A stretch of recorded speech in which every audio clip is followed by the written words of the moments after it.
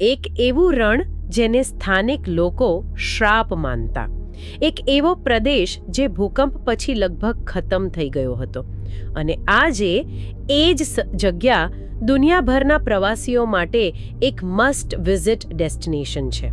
આ શૂન્યમાંથી સર્જનની, રાખમાંથી બેઠા થવાની એક અવિશ્વસનીય ગાથા છે. સ્વાગત છે તમારું ગગન શ્રીધરાણીની આ નવી ચર્ચામાં. આજે આપણે ગુજરાત ટુરિઝમની એ સફરની ઊંડાણમાં ઉતરીશું જેણે કચ્છની આખી કાયા પલટ કરી નાખી.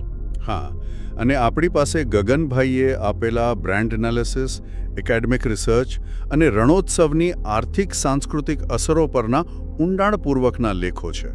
બરાબર. તો આપણો હેતુ એ સમજવાનો છે કે કેવી રીતે એક સ્ટ્રેટેજી, એક વિઝન અને એક જબરદસ્ત માર્કેટિંગ કેમ્પેન એક આફતને અવસરમાં બદલી શકે છે. તો ચાલો શરૂઆત કરીએ એ સમયથી જ્યારે ગુજરાત ટુરિઝમના નકશા પર લગભગ ગાયબ હતું. હા, 2005 પહેલાની વાત. એ સમયે ગુજરાતની ઓળખ શું હતી? એક ઇન્ડસ્ટ્રીયલ સ્ટેટ, ગાંધીજીની ભૂમિ, બિલકુલ, મંદિરોનું રાજ્ય. પણ ટુરિઝમની દુનિયામાં જ્યાં કેરળ, ગોડ ઝોન કન્ટ્રી અને કેન્દ્ર સરકાર ઇનક્રેડિબલ ઇન્ડિયા જેવા પાવરફુલ કેમ્પેન ચલાવી રહી હતી, ત્યાં ગુજરાત ક્યાંય નહોતું. એકદમ. અને એ સમયે કોમ્પિટિશન ખૂબ જ ટફ હતી. વાત ખાલી રાજસ્થાન કે કેરળની નહોતી. ના, પણ ઓસ્ટ્રેલિયા, થાઇલેન્ડ, મલેશિયા જેવા ઇન્ટરનેશનલ ટુરિઝમ બોર્ડ પણ ભારતીય પ્રવાસીઓને આકર્ષવા માટે કરોડો રૂપિયા ખર્ચી રહ્યા હતા.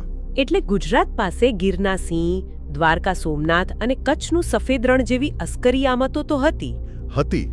પણ એને દુનિયા સામે કેવી રીતે રજૂ કરવી એ કોઈને સમજાતું નહોતું. એમના શરૂઆતના પ્રયાસો, જેમ કે બ્રોશર્સ અને પ્રિન્ટ જાહેરાતો, કોઈ ખાસ અસર નહોતા કરી શક્યા. એમને એક મોટા ધમાકાની, એક ગેમ ચેન્જર આઈડિયાની જરૂર હતી.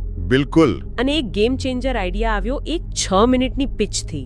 આ વાત મને ખૂબ જ રસપ્રદ લાગી. હા, એડ ગુરુ પિયુષ પાંડેએ તત્કાલીન મુખ્યમંત્રી નરેન્દ્ર મોદી સામે માત્ર 6 મિનિટમાં આખો આઈડિયા રજૂ કર્યો. પણ એમનું કહેવું હતું કે ઓવર ક્રિએટિવ ન થવું. આ તો થોડું વધારે પડતું સિમ્પલ નથી લાગતું? એમાં ખાસ શું હતું? ખૂબ સારો સવાલ છે. એ સિમ્પલ લાગતી વાતની પાછળ એક ઊંડું માર્કેટિંગ ઇન્સાઇટ હતું. ઓકે. પાંડેનું માનવું હતું કે જ્યારે લોકો તમારા પ્રોડક્ટ વિશે જાણતા જ ન હોય ત્યારે ક્રિએટિવિટી બતાવીને તેમને કન્ફ્યુઝ કરવાનો કોઈ મતલબ નથી. પહેલું સ્ટેપ છે જિજ્ઞાસા જગાવવી. એમની સ્ટ્રેટેજી હતી, let's not sell the destination, let's just create an invitation. એક આમંત્રણ. અને એ આમંત્રણ આપવા માટે એક એવા અવાજની જરૂર હતી જેના પર આંખ બંધ કરીને ભરોસો કરે. અમિતાભ બચ્ચન. બચ્ચન ફિનોમિનન. પણ ફરી એ જ સવાલ, દરેક બ્રાન્ડ સેલિબ્રિટીનો ઉપયોગ કરે છે. અહીં શું અલગ હતું જેણે આટલી મોટી સફળતા અપાવી? 3 મુખ્ય કારણો હતા. પહેલું, બચ્ચનની વિશ્વાસનીયતા. હા. એ સમયે એમનું વ્યક્તિત્વ એક સેલિબ્રિટી કરતાં વધુ એક સ્ટેટ્સમેન જેવું હતું. જ્યારે એ કહેતા કે કુછ દિન તો ગુજારો ગુજરાત મેં, ત્યારે એ એક જાહેરાત નહીં પણ એક અંગત આમંત્રણ લાગતું. સાચી વાત છે. બીજું, તેમણે આ કેમ્પેન માટે કોઈ ફી ન લીધી. આ પ્રો બોનો એસોસિએશને જાહેરાતની વિશ્વસનીયતા અનેક ગણી વધારી દીધી. લોકોને લાગ્યું કે આ દિલથી કરેલી વાત છે. અને ત્રીજું કારણ એ છે, અને અહીંયા ગગનભાઈએ આપેલો આ ઇન્સાઇટ આખી વાતને એક નવો જ એંગલ આપે છે. ઓકે. વાત એવી હતી કે અમિતાભ બચ્ચનને આ કેમ્પેન માટે લેવાનો વિચાર સરકારનો હતો, અને બચ્ચને શરત મૂકી હતી કે જો પિયુષ પાંડે અને એમની ટીમ આ પ્રોજેક્ટ કરશે તો જ તેઓ જોડાશે. ઓહ વાહ! એટલે કે બ્રાન્ડ એમ્બેસેડર પોતે ક્રિએટિવ ટીમ નક્કી કરી રહ્યા હતા. આ તો અભૂતપૂર્વ કહેવાય. હા, આનાથી ખબર પડે છે કે આ પ્રોજેક્ટ માટે કેટલું ઊંડું કમિટમેન્ટ હતું. તો ટીમ બની ગઈ, ચહેરો નક્કી થઈ ગયો. પછી આ કેમ્પેનને અમલમાં કેવી રીતે મૂકવામાં આવ્યું? શું બધું એક સાથે જ લોન્ચ કરી દીધું? ના, અને એ જ એમની સ્ટ્રેટેજીનો સૌથી સ્માર્ટ ભાગ હતો. તેમણે આખા કેમ્પેનને 3 તબક્કામાં વહેંચ્યું. 3 તબક્કામાં? હા. પહેલો તબક્કો હતો આઇકોન્સ, એટલે કે ગીરના સિંહ, સોમનાથ, દ્વારકા, ગાંધી આશ્રમ, જે ગુજરાતની ઓળખ છે. પહેલા લોકોના મગજમાં ગુજરાતનું નામ સ્થાપિત કર્યું. ઠીક છે. બીજો તબક્કો કલ્ચર એન્ડ ફેસ્ટિવલ્સ. આહા. હવે જ્યારે લોકો ગુજરાત વિશે જાણતા થઈ ગયા ત્યારે તેમને નવરાત્રી, પાટણ મોઢેરા અને અલબત્ત રણોત્સવ જેવા સાંસ્કૃતિક અનુભવોથી પરિચિત કરાવ્યા. અને ત્રીજો તબક્કો હતો હિડન જેમ્સ. છેલ્લે સાપુતારા, અંબાજી અને બૌદ્ધ સર્કિટ જેવા ઓછા જાણીતા સ્થળોને પ્રમોટ કર્યા. વાહ, એટલે કે એકદમ તબક્કાવાર. પહેલા પાયો નાખ્યો, પછી ઇમારત ચણી અને છેલ્લે ઇન્ટિરિયર ડેકોરેશન કર્યું. ખૂબ જ લોજિકલ. એકદમ. અને પરિણામ, આટલી મોટી સ્ટ્રેટેજી, આટલું મોટું નામ, શું આ બધું ખરેખર કામ આવ્યું? નંબર્સ તો ચોંકાવનારા હતા. કેમ્પેઇન લોન્ચ થયાના માત્ર 2 વર્ષમાં જ ગુજરાત આવતા પ્રવાસીઓની સંખ્યામાં 54% જંગી ઉછળો આવ્યા. તેથી પણ મોટી વાત એ હતી કે ખુશ્બુ ગુજરાત કી અને કુછ દિન તો ગુજારો ગુજરાત મેં એ માત્ર ટેગલાઇન ન રહી, એ લોકોની વાતચીતનો હિસ્સો બની ગઈ. એણે ગુજરાતને એક એસ્પિરેશનલ ટુરિસ્ટ ડેસ્ટિનેશન બનાવી દીધું. બિલકુલ. આ બ્રાન્ડિંગની પાછળનું મનોવિજ્ઞાન અને સ્ટ્રેટેજી સમજવાની ખરેખર મજા આવી. જો આ વાત ગમી હોય તો આ ચર્ચાને એક લાઇક તો ચોક્કસ કરજો અને અમારી ચેનલને સબસ્ક્રાઇબ કરવાનું ભૂલતા નહીં. ચાલો હવે વાત કરીએ ખુશ્બુ ગુજરાત કી કેમ્પેનના ક્રાઉન જ્વેલની, રણોત્સવ. હા, રણોત્સવ. પણ એની પાછળની વાર્તા કોઈ ફિલ્મની સ્ક્રિપ્ટથી ઓછી નથી. એની શરૂઆત ખૂબ જ દુઃખદ ઘટનાથી થાય છે. 2001નો ભૂકંપ, જેણે કચ્છને તબાહ કરી દીધો હતો. અને એ સમયે સફેદ રણને સ્થાનિક લોકો એક શ્રાપ માનતા હતા. શ્રાપ? કેમ? એવી ઊંડી માન્યતા હતી કે પૂનમની રાત્રે રણમાં જનાર ક્યારે પાછો નથી આવતો. એ ઉજ્જડ, નિર્જન અને ખારી જમીનને કોઈ વિકાસની દૃષ્ટિએ જોતું જ નહોતું. એક નકારાત્મક ઓળખ હતી. તો પછી આટલી ઊંડી નકારાત્મકતા અને અંધશ્રદ્ધાને કેવી રીતે બદલવામાં આવી? આના માટે તો કોઈ ચમત્કારની જરૂર પડે. ચમત્કાર નહીં, પણ એક વિઝનની જરૂર પડી. અને ગગનભાઈએ જે રીતે આખી વાત રજૂ કરી છે એના પરથી સમજાય છે કે આ કોઈ સરકારી ફાઇલમાંથી આવેલો આઈડિયા નહોતો, તો પણ એક અંગત અનુભવમાંથી જન્મેલો સંકલ્પ હતો.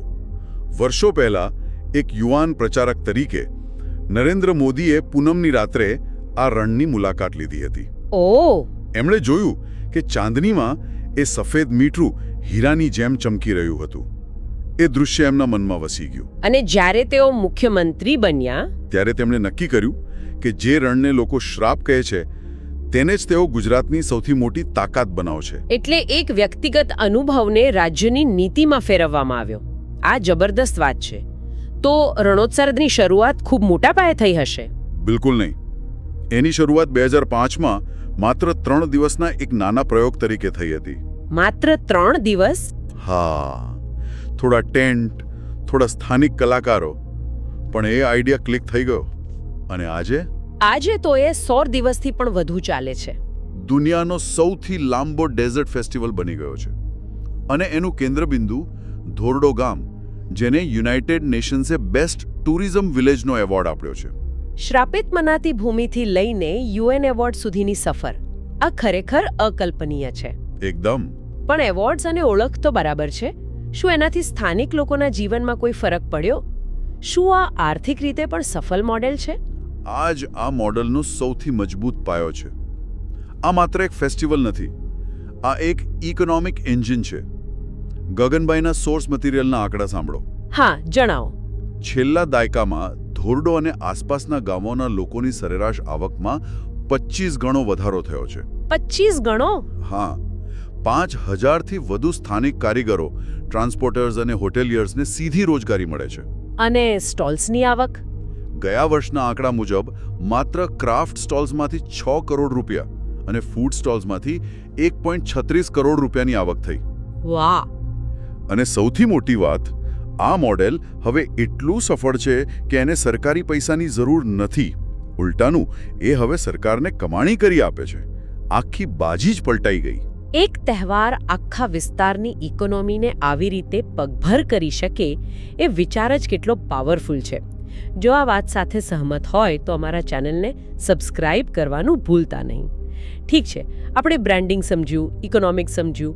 હવે એ વાત કરીએ જેની પ્રવાસીઓ સૌથી વધુ રાહ જોતા હોય છે, રણોત્સવનો અનુભવ. હા, જો કોઈ ત્યાં જાય તો એમને શું જોવા મળે? એ ટેન્ટ સિટીની અંદરની દુનિયા કેવી છે?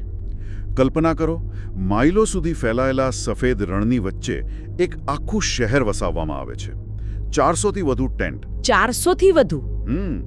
જેમાં સામાન્ય સ્વિસ કોટેજથી લઈને રાષ્ટ્રપતિ માટેના બુલેટપ્રૂફ દરબારી સૂટ સુધીની વ્યવસ્થા હોય. આખા મેદાન પર લીલી કાર્પેટ પાથરવામાં આવે છે, જેથી મીઠાની ધૂળ ન ઉડે. એટલે સુવિધાઓમાં કોઈ કમી નહીં? બિલકુલ. એડવેન્ચર સ્પોર્ટ્સ માટે અલગ ઝોન, સાંસ્કૃતિક કાર્યક્રમો માટે વિશાળ સ્ટેજ અને સ્વાદિષ્ટ કચ્છી અને ગુજરાતી ભોજન માટે ફૂડ કોર્ટ્સ. એકદમ આધુનિક અને લક્ઝુરિયસ વ્યવસ્થા. તો શું આ એક રણમાં બનાવેલો જેનેરિક 5 સ્ટાર અનુભવ છે, કે પછી એમાં કચ્છનો અસલી આત્મા પણ છે? કારણ કે ઘણીવાર આવા મોટા આયોજનોમાં સ્થાનિક સંસ્કૃતિ ખોવાઈ જતી હોય છે. આ જ રણોત્સવની ખાસિયત છે. એની આધુનિક સુવિધાઓ માત્ર એક સ્ટેજ છે. ઓકે. જેની ઉપર જે પરફોર્મન્સ થાય છે એ 100% કચ્છી સંસ્કૃતિનું છે. અને ગગનભાઈએ આપેલા તારણો પરથી જો વિચારીએ તો રણોત્સવ એ લુપ્ત થતી કળાઓ માટે એક લાઇફલાઇન બની ગયો છે. જેમ કે અહીં એવા વાદ્યો સાંભળવા મળશે જે કદાચ ક્યાંય નહીં સાંભળ્યા હોય. જેમ કે ભોરિંડો. ભોરેન્ડો? હા, જે માટીનું બનેલું હડપ્પન સંસ્કૃતિ સમયનું વાદ્ય છે. એનો અવાજ તમને હજારો વર્ષ પાછળ લઈ જાય. જોડિયા પાવા, મોરચંગ જેવા દુર્લભ વાદ્યોના સૂર અહીં ગૂંજે છે.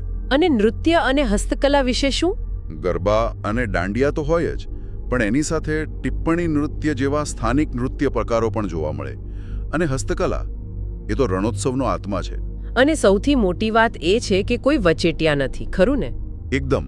પ્રવાસીઓ સીધા કારીગરો પાસેથી લીપણ કામ, નિરોણા ગામની વિશ્વપ્રસિદ્ધ રોગન આર્ટ અને અજરક પ્રિન્ટ ખરીદી શકે છે. આજે કલાકાર અને ગ્રાહક વચ્ચેનું સીધું જોડાણ છે, એ બંને માટે ખૂબ જ સશક્તિકરણ કરનારું છે. આ સીધા જોડાણની વાત ખૂબ જ મહત્વની છે. અને મેં સોર્સ મટીરિયલમાં એક નવી ડેવલપમેન્ટ વિશે વાંચ્યું, રોડ ટુ હેવન. આ શું છે? આ અનુભવને એક નવા સ્તર પર લઈ જવાની કોશિશ છે. ધોળાવીરા અને ખાવડા વચ્ચે એક 30 કિલોમીટરનો રસ્તો બનાવવામાં આવ્યો છે. ઓહ! એની બંને બાજુ માઇલો સુધી સફેદ રણ છે, જે આકાશનું અરીસા જેવું પ્રતિબિંબ પાડે છે. એના પર ડ્રાઈવ કરવું એક અલૌકિક અનુભવ છે.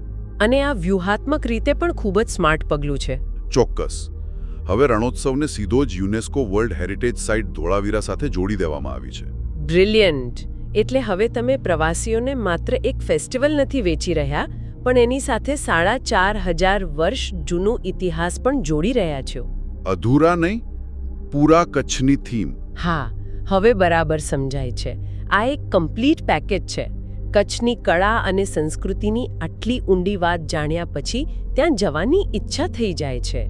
જો આવી વધુ રસપ્રદ વાર્તાઓ તમને ગમતી હોય તો અમારી ચેનલને જરૂરથી સબસ્ક્રાઇબ કરો. તો આ બધી ચર્ચાનો સાર શું છે? આપણે શું શીખ્યા? મારા મતે સૌથી મોટો પાઠ એ છે કે કેવી રીતે એક વિઝનરી નેતૃત્વ, એક પાવરફુલ બ્રાન્ડિંગ અને સ્થાનિક અર્થતંત્ર પર ફોકસ કરીને એક આખા પ્રદેશનું ભાગ્ય બદલી શકાય છે. હા, આ એક એવી ગાથા છે જ્યાં એક માનવામાં આવતી નબળાઈ, એ જે કે ખારું ઉજળ રણ, તેને જ દુનિયા સામે સૌથી મોટી તાકાત બનાવીને રજૂ કરવામાં આવી. સાચી વાત. આ ગુજરાત ટુરિઝમ મોડલ, ખાસ કરીને રણોત્સવ, સસ્ટેનેબલ અને કલ્ચરલ ટુરિઝમની એક માસ્ટર ક્લાસ કેસ સ્ટડી છે. એકદમ. તે બતાવે છે કે તમે ગ્લોબલ બ્રાન્ડ, સ્થાનિક સમુદાયોને સશક્ત બનાવીને અને સાંસ્કૃતિક વારસાને જાળવીને પણ બનાવી શકો છો. તેમની સંસ્કૃતિ પર બુલડોઝર ફેરવીને નહીં. પણ હવે એક નવો પડકાર પણ સામે છે, ખરું ને? ચોક્કસ. જેમ જેમ પ્રવાસીઓની સંખ્યા વધી રહી છે, તેમ એ સંતુલન કેવી રીતે જાળવી રાખવું કે આ જગ્યા ઓવર ટુરિઝમનો શિકાર ન બને અને પોતાની અસલિયત ન ગુમાવે. ખૂબ જ સાચો મુદ્દો. સફળતાને મેનેજ કરવી એ સફળતા મેળવવા કરતાં પણ વધુ અઘરું હોય છે. અને એક વિચાર જે આપણે અહીં છોડી જઈએ છીએ. ગગનભાઈએ વિષયને વિગતવાર અને સ્પષ્ટ રીતે રજૂ કર્યો છે, જેમાં એ વાત પર ભાર મુકાયો છે કે રણોત્સવ કેવી રીતે રૂઢિચુસ્ત સમાજની મહિલા કારીગરોને આર્થિક રીતે આત્મનિર્ભર બનાવી રહ્યો છે. તો વિચારવા જેવી વાત એ છે કે આવનારા દાયકામાં આ આર્થિક સશક્તિકરણ આ અંતરિયાળ ગામડાઓના સામાજિક માળખા અને પારિવારિક સંબંધોને કેવી રીતે અને કેટલું બદલશે. આ એક એવો સવાલ છે જેનો જવાબ સમય જ આપશે. પણ એની શરૂઆત કચ્છના આ સફેદ રણમાં થઈ ચૂકી છે. ગગન શ્રીધરાણીની આ નવી ચર્ચા સાંભળવા બદલ આપ સૌનો ખૂબ ખૂબ આભાર.